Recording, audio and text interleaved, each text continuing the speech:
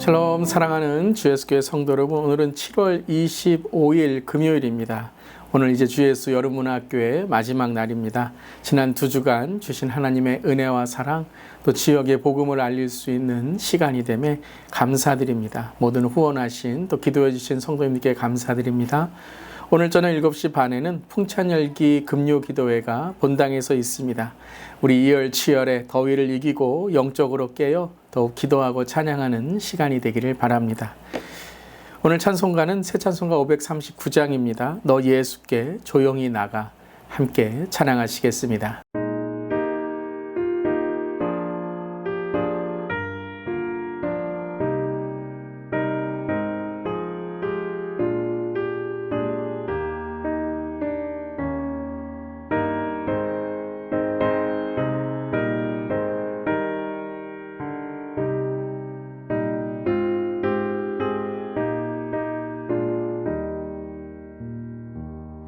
너 예수께 조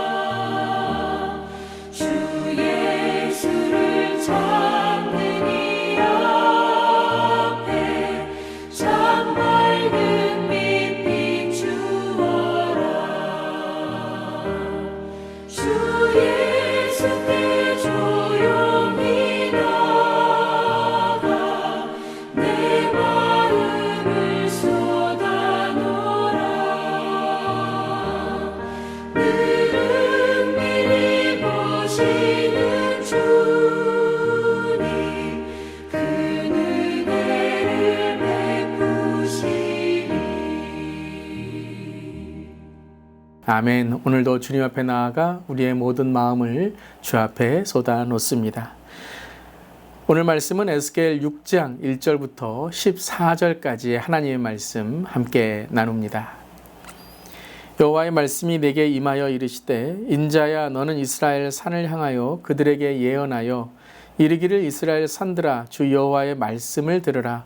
주 여호와께서 산과 언덕과 시내와 골짜기를 향하여 이같이 말씀하시기를 나 곧 내가 칼이 너희에게 임하게 하여 너희 산당을 멸하리니 너희 제단들이 황폐하고 분향 제단들이 깨트려질 것이며 너희가 죽임을 당하여 너희 우상 앞에 엎드려지게 할 것이라.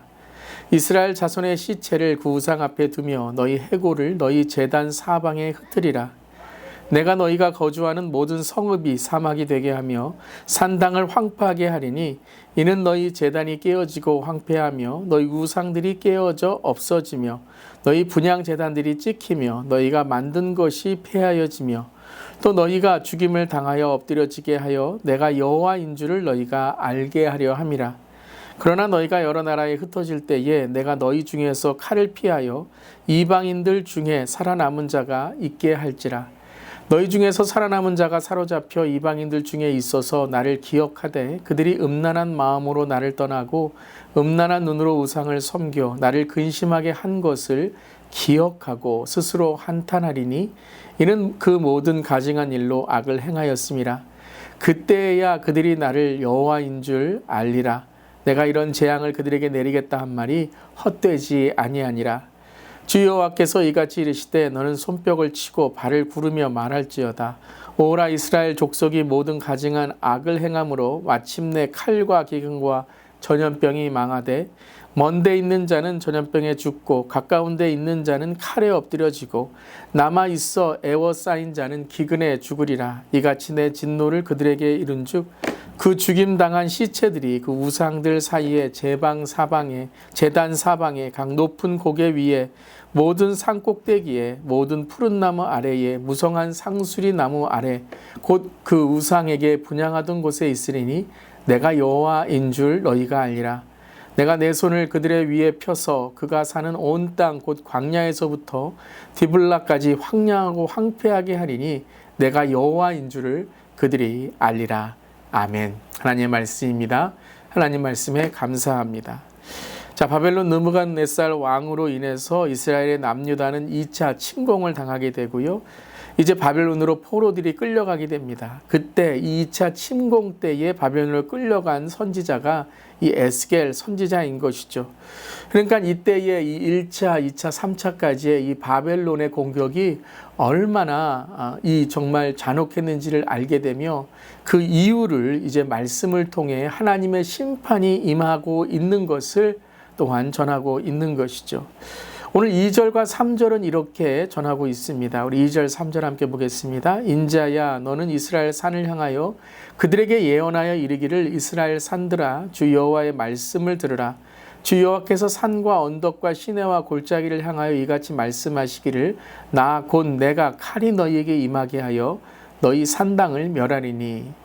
자, 오늘 말씀에서 계속해서 우리에게 전하는 이제 이 말씀은 바로 이 산에 대한 말씀을 계속 전하고 계시죠. 6장 전체에 오늘 1절부터 14절까지 말씀에 이 지역과 산들이 계속 나오게 되는데요. 자, 성경에서 이스라엘의 산들은 무엇을 의미합니까? 자, 시내산, 시온산, 갈멜산, 이 산들은 하나님의 임재를 뜻하고 하나님의 능력과 또 하나님의 거룩함을 뜻하는 곳이죠. 근데 오늘 3절 마지막에 무엇을 멸하신다라고 하였나요? 이 산에서 산당을 멸하시겠다라고 선포하십니다. 자, 이 산당은 우상을 숭배하는 것을 의미하는 것이죠. 자, 하나님의 산이 이제 우상을 섬기는 산으로 완전히 뒤덮여 이제는 하나님께서 멸망의 심판을 선포하고 계신다라는 것입니다. 자, 이것은 무엇과 같은가 하면요. 교회에 들어왔는데 사무실에 온통 우상이 있는 거예요. 바깥 이름에는 십계명을 받은 시내산 혹은 엘리야의 능력이 임한 갈멜산이라는 간판은 놓여 있는데 그 산에 올라가 보니 그 교회에 들어가 보니 온통 우상을 숭배하는 산당, 그런 곳으로 가득 차 있는 것이죠. 바깥에는 교회란 사인판이 있는데 건물 안에 들어가니 예수님은 온데간데 없고 온통 세상의 사진들, 복음과는 상관없는 행사와 모임, 프로그램으로 가득 차여 있는 것이죠. 자, 하나님이 왜 이렇게 화가 나 계신 걸까요? 그러니까는 그런 우상이 단지 싫어서, 그 우상이 무서워서 하나님이 지금 화를 내고 계신 걸까요? 자, 성경에서 우상은요, 단지 그냥 동상에 비롯하지 않습니다. 아무 능력이 없습니다. 하나님만이 참 신이기에 그 어떤 것도 하나님을 이길 수 없고, 그 어떤 것도 참 신이 아니라 다 헛된 우상, 동상인 것이죠. 자, 그렇다면 하나님이 왜 이렇게 화를 내시고 질투하시고 있는 것일까요?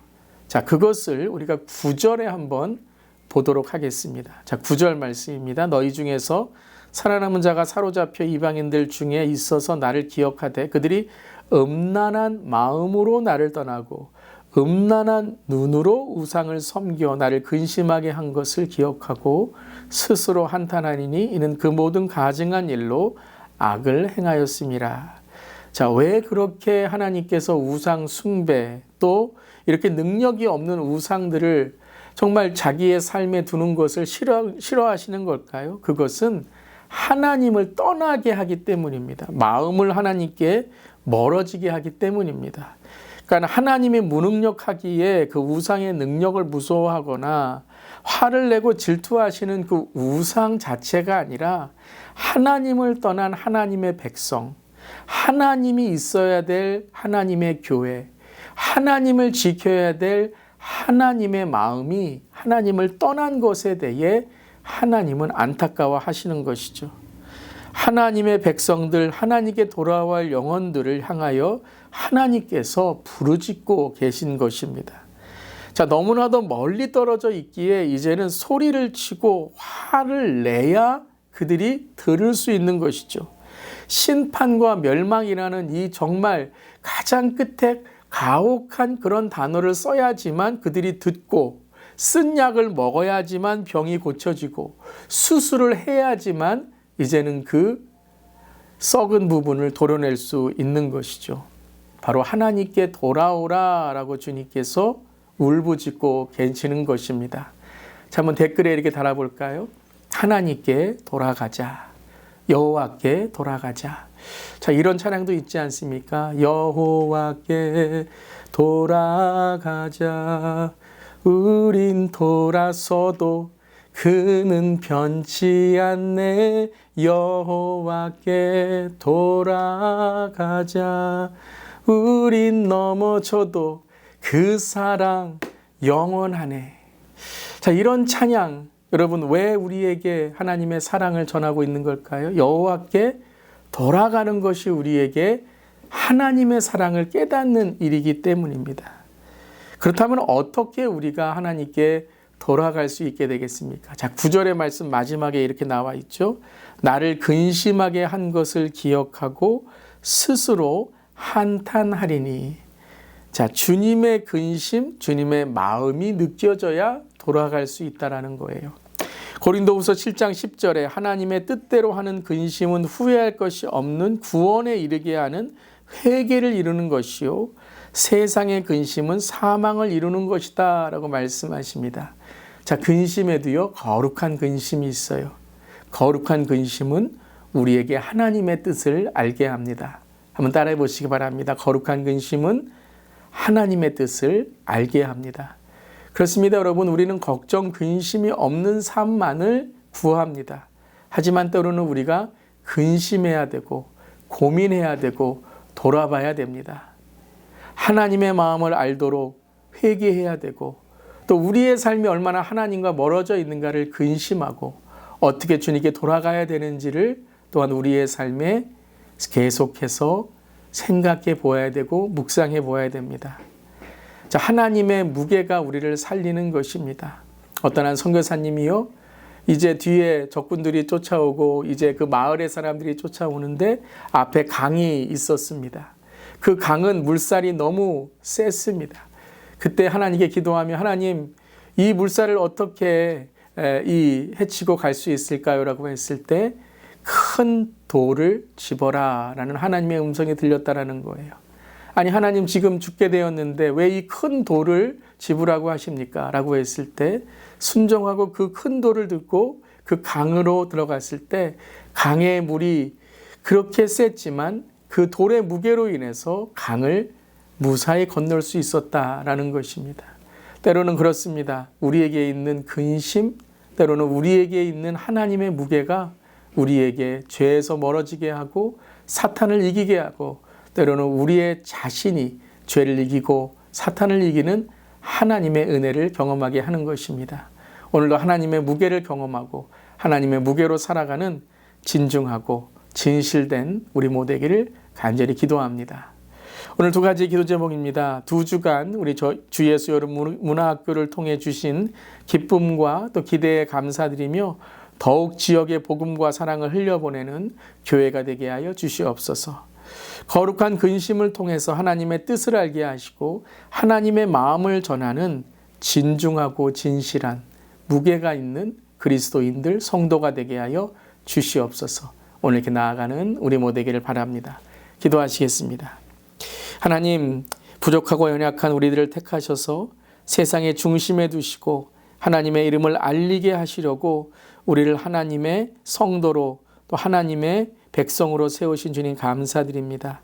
때로는 하나님의 백성임을 잊는 순간 우리에게 조롱과 수치의 어려움이 있게 됨을 주님 기억하게 하시고 늘 우리와 함께 동행하시는 주님, 그 하나님의 열심으로 하나님의 무게를 우리가 항상 붙들고 살아갈 때에 이 험한 세상, 때로는 휩쓸려가는 인생 가운데 언제나 주님 붙들고 믿음으로 승리하는 우리 모두에게를 간절히 기도합니다. 하나님, 오늘도 우리에게 거룩한 근심을 허락하여 주시옵소서. 편하게 살고 편하게 목회하고 편하게 우리가 신앙생활하는 것이 목적이 아니라 하나님의 영광을 위해서 어디에서나 하나님의 뜻과 마음을 전하는 것, 하나님의 근심을 전하고 하나님의 복음을 전함으로 이 마지막 때에 주님께 돌아와야 할 영혼들을 주께로 인도하는 우리가 되기를 간절히 기도합니다. 하나님 아버지, 세상의 편안이 아니라 하나님의 평강을 통해서 다시 오시는 예수님을 기다리고 준비하는 우리 모두에게 하여 주시옵소서. 특별히 우리의 모두가 영적으로 깨어있기를 간절히 기도합니다. 하나님께서 늘 우리를 영적으로 깨워주실 때에 깨닫게 하시고 깨끗하게 주 앞에 서는 우리 모두에게 하여 주시옵소서. 주님 감사드리며 예수님의 이름으로 기도드리옵나이다. 아멘. 오늘도 거룩한 근심으로 하나님의 뜻을 아는 우리 모두에기를 바랍니다. 아멘.